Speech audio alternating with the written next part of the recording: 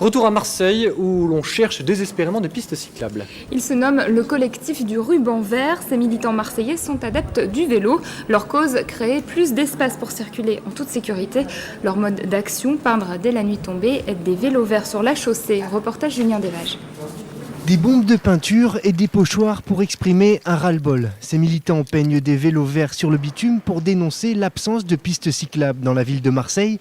Une solution radicale pour interpeller la municipalité. J'ai eu la nuit du 2 au 3 octobre à Marseille un accident envoyé en l'air par une bagnole.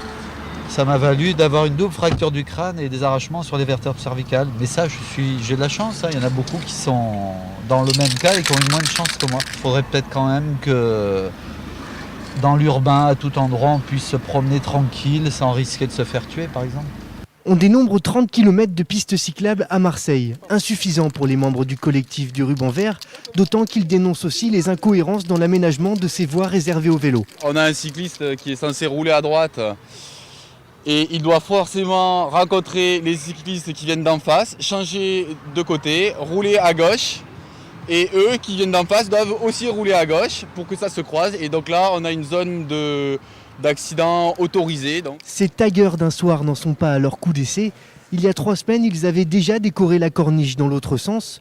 Mais l'opération reste illégale. Finalement, la soirée va s'arrêter puisque la soirée s'arrête comme à chaque fois. C'est à chaque fois qu'on rencontre nos amis de la police qui viennent faire leur boulot. Donc, alors on va s'arrêter là, on est bien obligé, chacun fait son boulot. Gentiment sermonnés par les policiers, ces cyclistes militants ont pu rentrer chez eux, mais ils ne comptent pas s'arrêter là.